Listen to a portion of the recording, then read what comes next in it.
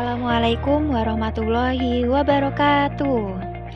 Kami dari kelompok 3 akan menjelaskan tentang pencemaran air dan salah satu kasus yang pernah terjadi di Indonesia. Sebelum itu, saya akan memperkenalkan anggota kelompok saya terlebih dahulu. Yang pertama ada Winda Lestari, lalu saya sendiri, Afrida Rosita Dewi, ada Eli Kusnati, Jonathan Daniel, Lia Adawiyah, Wardatul Janah, dan Puji Astuti.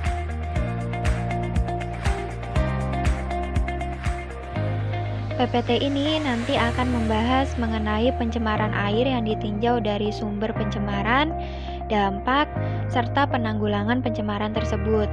Selain itu juga nanti akan dijelaskan mengenai indikator pencemaran air dan pengertian pencemaran air. Yang terakhir nanti akan ada salah satu contoh kasus pencemaran air yang ada di Indonesia. Diharapkan video ini dapat memberikan informasi bagi kita semua sehingga akan dapat mengurangi pencemaran yang terjadi dan akan didapat air yang aman, bersih, dan sehat. Air merupakan sumber kehidupan di muka bumi. Kita semua bergantung pada air. Untuk itu diperlukan air yang dapat dipergunakan sebagaimana mestinya. Air merupakan kebutuhan utama bagi proses kehidupan di bumi. Sehingga tidak ada kehidupan seandainya di bumi ini tidak ada air. Namun demikian, air dapat menjadi malapetaka bila mana tidak tersedia dalam kondisi yang benar, baik kualitas maupun kuantitasnya.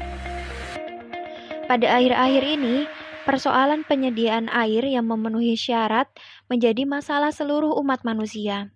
Dari segi kualitas dan kuantitas air telah berkurang yang disebabkan oleh pencemaran.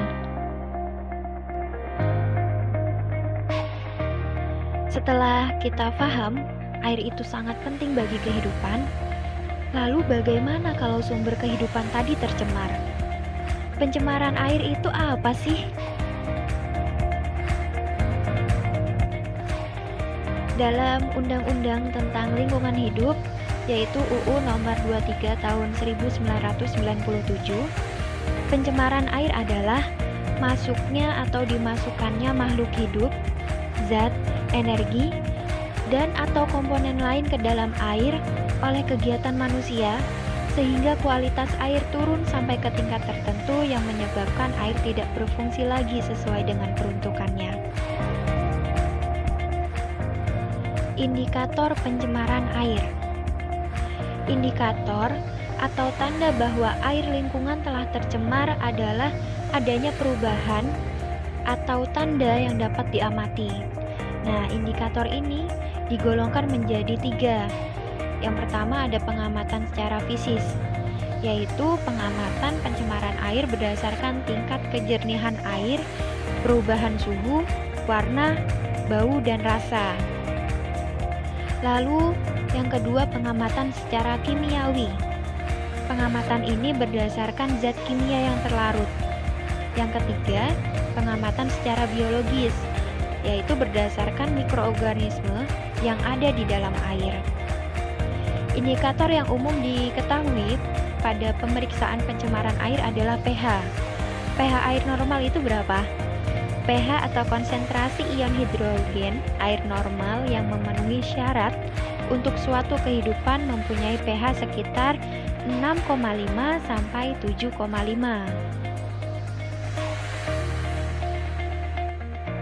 Tingkatan pengaruh pencemaran air dibagi menjadi 6 kelas. Kelas pertama, gangguan estetika meliputi bau, rasa, pemandangan. Kelas kedua, kerusakan terhadap harta benda.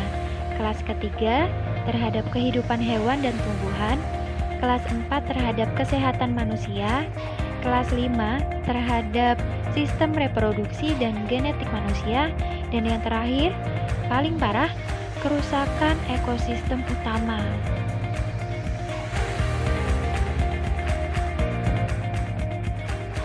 Lalu selanjutnya yaitu sumber pencemaran air.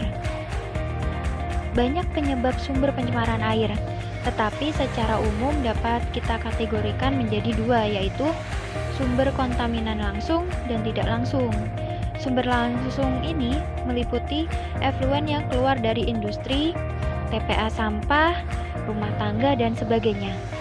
Sumber tak langsung adalah kontaminan yang memasuki badan air dari tanah, air tanah, atau atmosfer berupa hujan.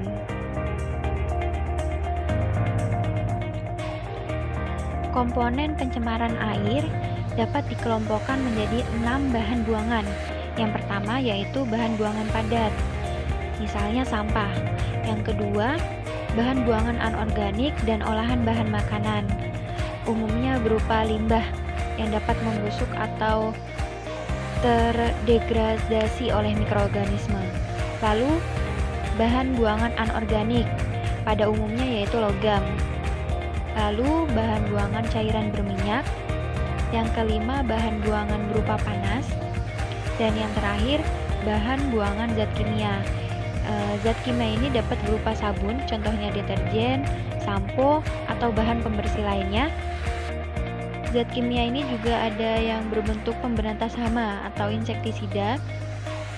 Contoh lain zat kimia yaitu zat warna kimia dan zat radioaktif.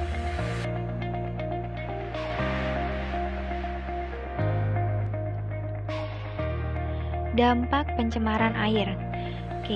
Dampak pencemaran air pada umumnya dibagi menjadi 4 kategori.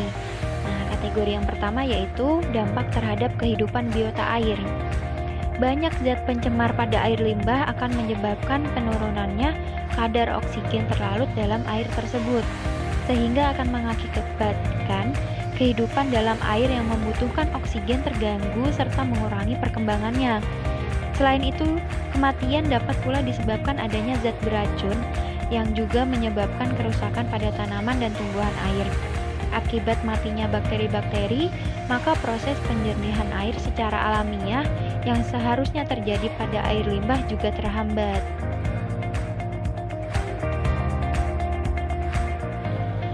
Kategori yang kedua yaitu dampak terhadap kualitas air tanah. Pencemaran air tanah oleh tinja telah terjadi dalam skala yang luas.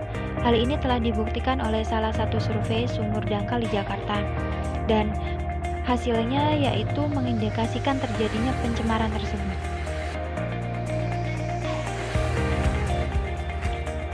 Selanjutnya yaitu dampak terhadap kesehatan. Ada beberapa penyakit yang masuk dalam kategori penyakit-penyakit yang dibawa oleh air, yang masih banyak terdapat di daerah-daerah. Penyakit-penyakit ini dapat menyebar bila mikroba penyebabnya dapat masuk ke dalam sumber air yang dipakai masyarakat untuk memenuhi kebutuhan sehari-hari. Sedangkan jenis mikroba yang dapat menyebar lewat air antara lain bakteri, protozoa, dan metazoa.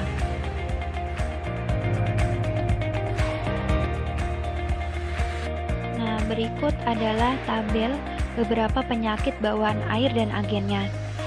Di antaranya ada diare, hepatitis A, polio, kolera, dan lain-lain.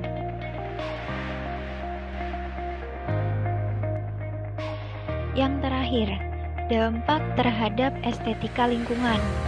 Dengan semakin banyaknya zat organik yang dibuang ke lingkungan perairan, maka perairan tersebut akan semakin tercemar yang biasanya ditandai dengan bau yang menyengat, di samping tumbukan yang dapat mengurangi estetika lingkungan.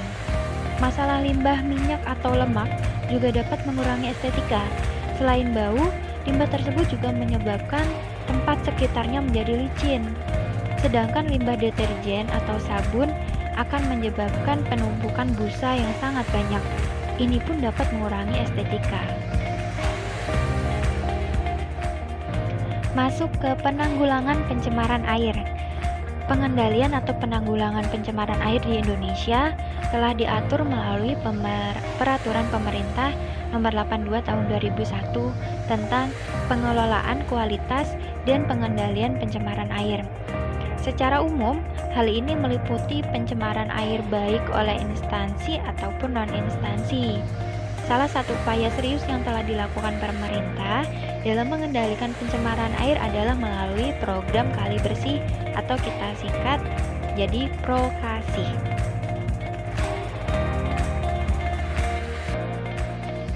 Pada prinsipnya ada dua usaha. untuk menanggulangi pencemaran, yaitu penanggulangan secara non-teknis dan secara teknis. Penanggulangan secara non-teknis yaitu berupa peraturan perundang-undangan, misalnya meliputi AMDAL, pengaturan dan pengawasan kegiatan, dan penanaman perilaku disiplin. Sedangkan penanggulangan secara teknis yaitu berupa perlakuan industri terhadap perlakuan buangannya, misalnya dengan mengubah proses, mengelola limbah, atau menambah alat bantu yang dapat mengurangi pencemaran. Sebenarnya, penanggulangan pencemaran air dapat dimulai dari diri kita sendiri. Setuju? Dalam keseharian, kita dapat mengurangi pencemaran air dengan cara mengurangi produksi sampah atau reduce. Lalu kita juga dapat mendaur ulang, atau kita bisa mendaur pakai. Kita pun perlu memperhatikan bahan kimia yang kita buang dari rumah kita. Kita harus bertanggung jawab terhadap berbagai sampah seperti makanan dalam kemasan kaleng, minuman dalam botol, atau sebagainya, yang memuat unsur pewarna pada kemasan dan kemudian terserap oleh air tanah pada tempat pembuangan akhir. Bahkan, pilihan kita untuk bermobil atau berjalan kaki turut menyumbangkan emisi asam atau hidrokarbon ke dalam atmosfer yang akhirnya berdampak pada siklus air alam. Dari segi kebijakan atau peraturan mengenai pencemaran air ini telah ada. Bila kita ingin benar-benar hal tersebut dilaksanakan, maka penegakan hukumnya harus dilaksanakan pula. Pada akhirnya, banyak pilihan baik secara pribadi ataupun sosial yang harus ditetapkan, secara sadar maupun tidak, yang akan mempengaruhi tingkat pencemaran dimanapun kita berada.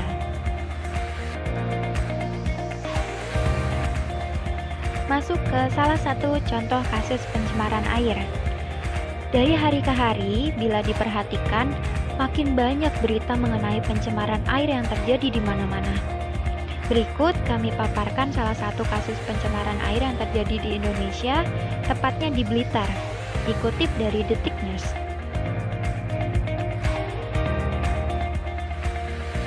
Berikut merupakan tampilan Sungai Genjong di Blitar. Banyak ikan-ikan yang mati akibat limbah yang dihasilkan oleh sebuah pabrik susu yang ada di sana.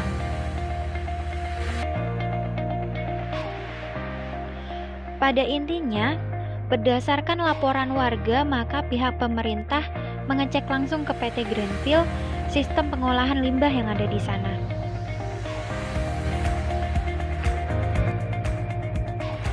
Akhirnya, pabrik tersebut membangun tempat pengolahan limbah sendiri untuk membuat limbah padat menjadi pupuk dan bersedia mengganti rugi kerusakan lingkungan dan kematian hewan ternak. Oke, video ini akan kami tutup dengan sebuah pertanyaan.